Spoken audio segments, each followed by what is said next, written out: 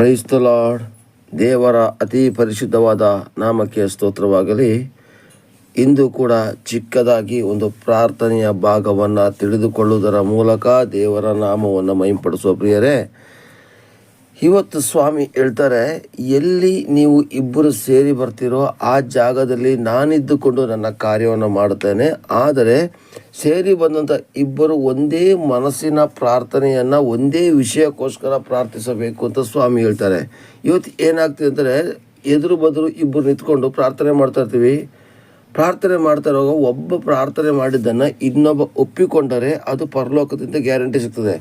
ಆದರೆ ಇಬ್ಬರು ಕೈ ಹಿಡಿದು ಪ್ರಾರ್ಥನೆ ಮಾಡ್ತಿದ್ದೆ, ಒಬ್ಬರು ಬೇರೆ ವಿಷಯಕ್ಕೆ ಇನ್ನೊಬ್ಬರು ಬೇರೆ ವಿಷಯಕ್ಕೆ ಪ್ರಾರ್ಥನೆ ಮಾಡಿದಾಗ ಅದು ಪರಲೋಕದ ತಂದೆಯಿಂದ ಆಗೋದಿಲ್ಲ ಅಂತ ಹೇಳೋದಕ್ಕೆ ಸ್ಪಷ್ಟ ಮಾಹಿತಿಯ ಒಂದು ವಚನದ ಭಾಗ ಏನು ಅಂತ ಹೇಳಿದ್ರೆ ಪ್ರಿಯರೇ, ಮತ್ತಾಯ 18:19 ನಾವು ಗಮನಿಸಿದೆ. ಆದರೆ ಪ್ರಿಯರೇ, ಇದಲ್ಲದೆ ನಿಮ್ಮಲ್ಲಿ ಇಬ್ಬರು ತಾವು ಬೇಡಿಕೊಳ್ಳತಕ್ಕ ಯಾವುದಾದರೂ ಒಂದು ಕಾರ್ಯದ ವಿಷಯವಾಗಿ ಭೂಲೋಕದಲ್ಲಿ ಒಂದೇ ಮನಸ್ಸುಳ್ಳವರಾಗಿದ್ದರೆ ಅದು ಪರಲೋಕದಲ್ಲಿರುವ ನನ್ನ ತಂದೆಯಿಂದ ಆಗುವುದೆಂದು ನಿಮಗೆ ಹೇಳುತ್ತೇನೆ.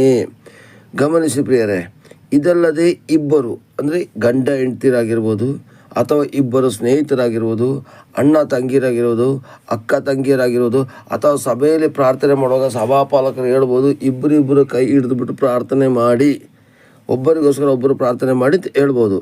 ಈ ಹೇಳುವಂಥ ಸಮಯದಲ್ಲಿ ಇಲ್ಲಿ ಮತ್ತೊಂದು ಆವರ್ತಿ ಓದ್ತೇನೆ, ಇದಲ್ಲದೆ ನಿಮ್ಮಲ್ಲಿ ಇಬ್ಬರು ತಾವು ಬೇಡಿಕೊಳ್ಳತಕ್ಕ ಯಾವುದಾದ್ರೂ ಒಂದು ಕಾರ್ಯದ ವಿಷಯವಾಗಿ ಭೂಲೋಕದಲ್ಲಿ ಒಂದೇ ಮನಸ್ಸುಳ್ಳವರಾಗಿರಬೇಕು. ಹಾಗಾದರೆ ಒಂದು ಫಾರ್ ಎಕ್ಸಾಂಪಲ್ ತೆಗಿಲಿಕ್ಕೆ ಹೋದರೆ, ನಿಮಗೆ ಒಂದು ಕಾರ್ ಬೇಕು ಅಂತ ಅನಿಸ್ಕೊಳ್ಳಿ. ಕಾರ್ ಬೇಕಾದರೆ ಕಾರಿಗೋಸ್ಕರ ಪ್ರಾರ್ಥನೆ ಮಾಡಿ ಸಿಸ್ಟರ್ ಅಂತ ನಾವು ಹೇಳಿದಾಗ, ನಾನು ಕಾರಿಗೆ ಪ್ರಾರ್ಥನೆ ಮಾಡ್ತಾ ಇರುವಾಗ ನಿಮ್ಮ ಪಕ್ಕದಲ್ಲಿ ಕೈ ಹಿಡಿದಿರ್ತಕ್ಕಂಥ ವ್ಯಕ್ತಿ ಬೇರೆ ವಿಷಯದ ಬಗ್ಗೆ ಪ್ರಾರ್ಥನೆ ಮಾಡಬಾರ್ದು. ಅವರು ಕೂಡ ಕಾರಿಗೋಸ್ಕರ ಒಪ್ಕೋಬೇಕು. ಒಂದು ಮನೆ ಇಲ್ಲದೆ ಇವತ್ತು ಎಷ್ಟೋ ಜನ ಸೇವಕರು ಒದ್ದಾಡ್ತಿದ್ದಾರೆ. ಹಾಗೆಯೇ ಆ ಒಂದು ಬಾಡಿಗೆ ಕಟ್ಟಲಿಕ್ಕೆ ಆಗದೇ ಒದ್ದಾಡ್ತಿದ್ದಾರೆ. ಈ ಸಮಯದಲ್ಲಿ ನನಗೊಂದು ಮನೆ ಬೇಕು ಪಾಸ್ಟರ್ ಅಂತ ಪ್ರಾರ್ಥನೆ ಮಾಡಿದಾಗ, ನಾವು ಪ್ರಾರ್ಥನೆ ಮಾಡುವಾಗ ಮನೆಯ ಬಗ್ಗೆ ಪ್ರಾರ್ಥನೆ ಮಾಡಿದಾಗ ನಿಮ್ಮನ್ನು ಕೈ ಹಿಡಿದು ಪ್ರಾರ್ಥಿಸುವಂಥ ವ್ಯಕ್ತಿ ಆತನ ಸ್ವಂತ ವಿಷಯಕ್ಕೋಸ್ಕರ ಪ್ರಾರ್ಥಿಸಬಾರದು, ಅಥವಾ ಬೇರೆ ವಿಷಯಕ್ಕೋಸ್ಕರ ಪ್ರಾರ್ಥಿಸಬಾರದು. ಎದುರುಗಡೆ ವ್ಯಕ್ತಿ ಏನು ಹೇಳಿದ್ದಾನೆ, ಮನೆಯ ವಿಷಯಕ್ಕೋಸ್ಕರ ಪ್ರಾರ್ಥಿಸಿದ್ದೇಳಿ. ಇಬ್ಬರೂ ಸೇರಿ ಒಂದೇ ವಿಷಯಕ್ಕೆ ಒಂದೇ ಮನಸ್ಸಿನಿಂದ ಮಾಡಿದಾಗ ದೇವರು ಪರಲೋಕದಿಂದ ಉತ್ತರವನ್ನು ಕೊಡ್ತಾರೆ ಎಂದು ಸ್ಪಷ್ಟವಾಗಿ ವಾಕ್ಯದಲ್ಲಿ ಬರೆದಿದೆ ಪ್ರಿಯರೇ.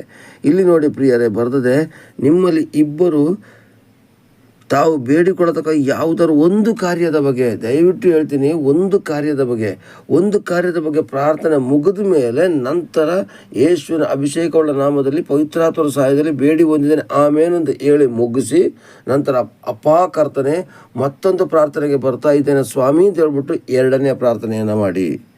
ಎರಡನೇ ಪ್ರಾರ್ಥನೆ ಮುಗಿಸಿ ಆದಮೇಲೆ ಅಲ್ಲೂ ಕೂಡ ಅಪ್ಪ ತಂದೆಯೇ ಯೇಸುವಿನ ನಾಮದಲ್ಲಿ ಪವಿತ್ರಾತ್ಮರ ಸಹಾಯದಿಂದ ಬೇಡಿ ಹೊಂದಿದ್ದೇನೆ ಅಂತ ಹೇಳಿ ನೆಕ್ಸ್ಟ್ ಮುಂದಿನ ಪ್ರಾರ್ಥನೆಗೆ ಬನ್ನಿ. ಎಲ್ಲ ಪ್ರಾರ್ಥನೆಗಳನ್ನು ಸೇರಿಸಿ ಚೌ ಮಿಕ್ಸರ್ ಮಾಡಿ ಕೊನೆಗೆ ದೇವರಿಗೇ ಒಂಥರ ಆ ಒಂದು ಕಸಿವಿಸಿ ಆಗುವಂಥ ರೀತಿಯಲ್ಲಿ ನಮ್ಮ ಪ್ರಾರ್ಥನೆ ಇರಬಾರದು.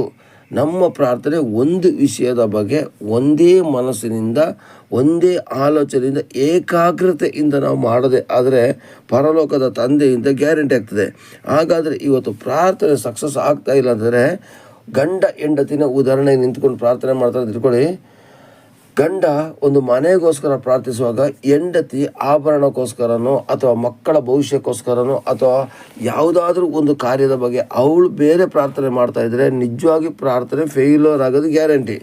ಫಸ್ಟ್ ಗಂಡ ಮನೆಗೋಸ್ಕರ ಪ್ರಾರ್ಥನೆ ಮಾಡಿ ಕೇಳಿದಾಗ ಗಂಡನ ಒಂದು ತೃಪ್ತಿಯ ಪ್ರಕಾರ ಹೆಂಡತಿ ಒಂದೇ ಮನಸ್ಸಿನಿಂದ ಪ್ರಾರ್ಥಿಸಬೇಕು. ಹಾಗೆ ಆ ಗಂಡನ ಪ್ರಾರ್ಥನೆ ಮುಗಿದ ನಂತರ ಹೆಂಡತಿಯನ್ನು ಕೇಳಬೇಕು, ನಿನಗೇನಾದರೂ ಕೋರಿಕೆಗಳು ಇದೆಯಾ ಅಂತ ಕೇಳಿದಾಗ ಅವಳು ಹೇಳ್ತಾಳೆ, ನನ್ನ ಮಕ್ಕಳ ವಿದ್ಯಾಭ್ಯಾಸಕ್ಕೋಸ್ಕರ ಪ್ರಾರ್ಥನೆ ಮಾಡಿ ಅಂತ ಹೇಳಿದಾಗ ಬರೀ ವಿದ್ಯಾಭ್ಯಾಸದ ಬಗ್ಗೆನೇ ಇಬ್ಬರು ಒಂದೇ ಮನಸ್ಸಿನಿಂದ ಒಂದೇ ವಿಷಯಕ್ಕೋಸ್ಕರ ಪ್ರಾರ್ಥಿಸಬೇಕು.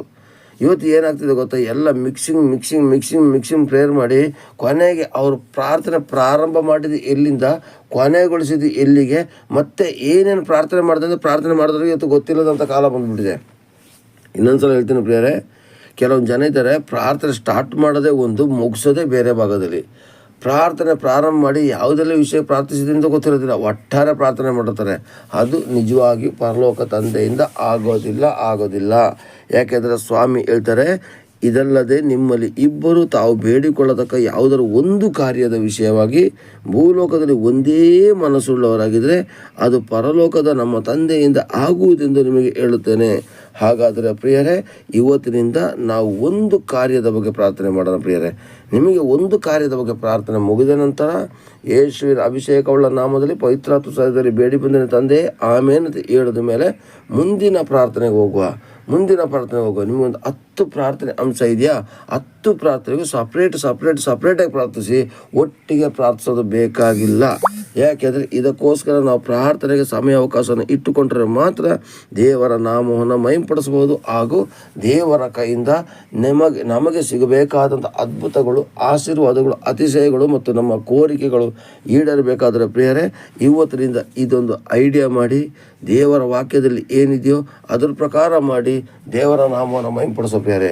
ಹಾಗಾದರೆ ಇವತ್ತಿನಿಂದ ಗಂಡ ಹೆಂಡತಿರಾಗಿರ್ಬೋದು, ಇಬ್ಬರು ಸ್ನೇಹಿತರಾಗಿರ್ಬೋದು, ಮತ್ತು ಸಭೆಯಲ್ಲಿ ಒಬ್ಬರಿಗೊಬ್ಬರು ಕೈ ಹಿಡಿದು ಪ್ರಾರ್ಥನೆ ಮಾಡೋದಾಗಿರ್ಬೋದು, ಯಾವುದೇ ಕಾರ್ಯಗಳನ್ನು ನಾವು ಮಾಡದೆ ಆದರೆ ಅಲ್ಲಿ ನಾವು ಒಂದೇ ಮನಸ್ಸಿನಿಂದ ಒಂದು ವಿಷಯಕ್ಕೋಸ್ಕರ ಪ್ರಾರ್ಥಿಸಬೇಕು. ಅದರ ಕೆಳಗಡೆ ವಾಕ್ಯದಲ್ಲಿ ಬರೆದಿದೆ, ಏಕೆಂದರೆ 2-3 ಎಲ್ಲಿ ನನ್ನ ಹೆಸರಿನಲ್ಲಿ ಎಲ್ಲಿ ಕೂಡಿ ಬಂದಿರ್ತಾರೆ ಅವರ ನಡುವೆ ನಾನಿದ್ದೇನೆ. ಹಾಗಾದರೆ ಇಬ್ಬರೇ ಇರಲಿ, 3 ಜನನೇ ಇರಲಿ, 5 ಜನನೇ ಇರಲಿ, 10 ಜನನೇ ಇರಲಿ, ಪ್ರಾರ್ಥನೆ ಮಾಡುವಾಗ ಒಂದು ವಿಷಯದ ಬಗ್ಗೆ ಒಂದೇ ಮನಸ್ಸಿನಿಂದ ಪ್ರಾರ್ಥನೆ ಮಾಡಿ ನಂತರ ಮುಂದಿನ ಪ್ರಾರ್ಥನೆಗೆ ಹೋಗಿ. ಆಗ ದೇವರು ನಿಮ್ಮ ಒಂದು ಕೋರಿಕೆಗೆ ಉತ್ತರ ಕೊಟ್ಟು ನಿಮ್ಮನ್ನು ಅದ್ಭುತ ಮತ್ತು ಅತಿಶಯಗಳನ್ನು ನಡೆಸ್ತಾರೆ. ದೇವರು ನಿಮ್ಮನ್ನು ಆಶೀರ್ವದಿಸಲಿ. ಪ್ರಾರ್ಥನೆ ಗಂಭೀರವಾಗಿರಲಿ, ಪರಿಶುದ್ಧವಾಗಿರಲಿ, ದೇವರು ಮೆಚ್ಚುವಂಥ ರೀತಿಯಲ್ಲಿರಲಿ. ಮತ್ತು ಪ್ರಾರ್ಥನೆ ಪ್ರಕಾರ ನಡೆದು ನಾವು ದೇವರ ನಾಮವನ್ನು ಮಹಿಂಪಡಿಸೋ ಪ್ರಿಯರೇ, ದೇವರು ನಿಮ್ಮನ್ನು ಆಶೀರ್ವದಿಸಿ ಕಾಪಾಡಲಿ. Amen, amen, amen. Praise the Lord. ಪ್ರಾರ್ಥಿಸು ನೀವೋ ಮಗನೇ, ಪ್ರಾರ್ಥಿಸು ನೀವೋ ಮಗಳೇ, ಪ್ರಾರ್ಥಿಸಲು ಅದ್ಭುತವ ಕಾಣುವೆ. ಆನಂದ, ಆರೋಗ್ಯ